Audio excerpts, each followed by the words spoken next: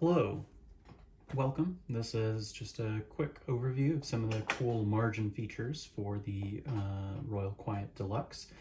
This particular one is the 50s body style. We're gonna kind of go over how some of the magic margins work.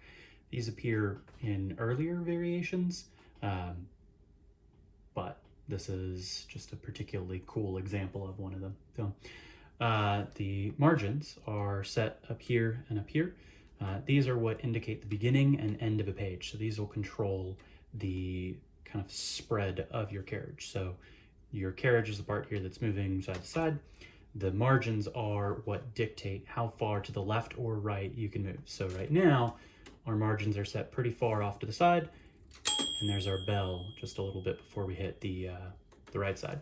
But, sometimes we'll be using smaller paper. We might be using half sheets like we are here today, and we really don't need that full spread. So we want the bell to give us an indication when we hit it beforehand.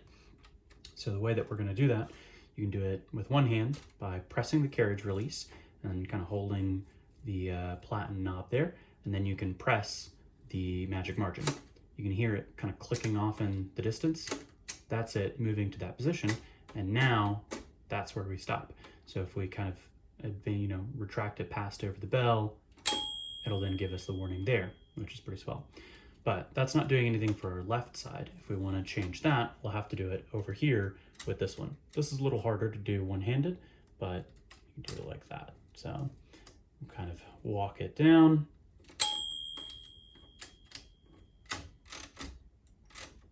And then there's our stop. Now, it is worth noting that this could put us in a bit of a weird bind, because if we put both of our margins very close together, now we'll see that there's really very little space for us to move. So that's pretty kind of an ugly place to be stuck. So if you are working with one of these machines and it seems like the carriage won't move left or right at all, one thing you can do, you can do it with both hands even. So press your carriage release with one side, press down the margin stop and move it all the way to the side. Great. Walk it back and then press the other side and then just kind of retract it. Then now this should allow your carriage to move freely. If that doesn't move freely, then there's probably something else going on. You want to troubleshoot that separately, but that's how you'll rule out the margins as a contributor here.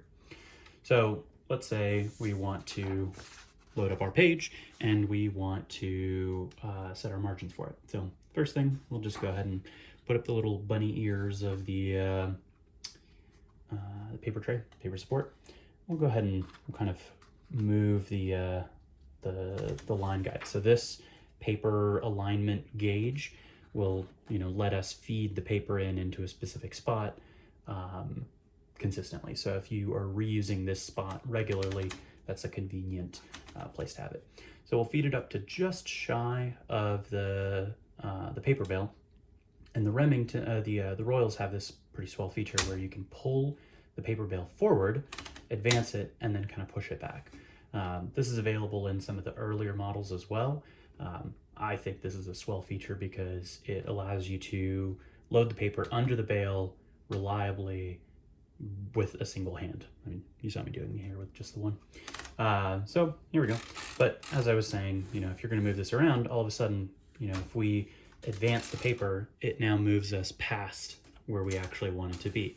And really, we want it to return us to the same position. So let's say we know that we started at the 10 character mark. Right through here in this little window, there's actually a position that will show us what our character index is. So this is a 10 character per inch machine. If we were to do 20, so if the ruler under through the window is showing 20, that means we're going to be at pretty much a full inch. So let's go ahead and back it up 2 spaces, and then we'll set that. So that'll be, there we go. So what that's doing is that's put us at 8-9 spaces past the 10 space mark here, and that'll give us about 3/4 of an inch, which is close to what that looks like. So now we've got our left margin, but now we want to set the right one. So same thing, you can kind of double check and see what your paper width is here. So this looks like this is 65 characters. minus our 10 from the other side. So this is 55 wide. So let's just go ahead and set it to 60 on the other side. And then once it's there, just press it. You could hear it kind of moving off in the background. And there you go.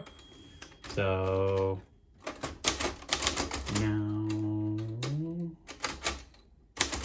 we have set margin on this.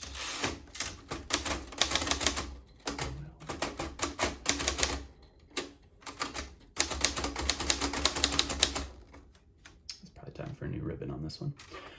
All right. One last thing. So if you're ever trying to double check your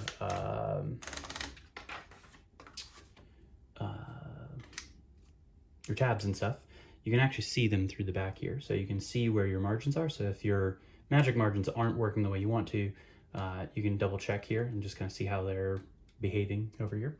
But also through kind of looking down here, you can actually see the tab stops. So the tab stops are, you can actually adjust them by reaching over the machine. Kind of hear them sliding around there. And these are what controls how far the carriage moves. So you can see there's that big wide space there. So go ahead and move that one a little closer. And then that's now cut that in half. Great.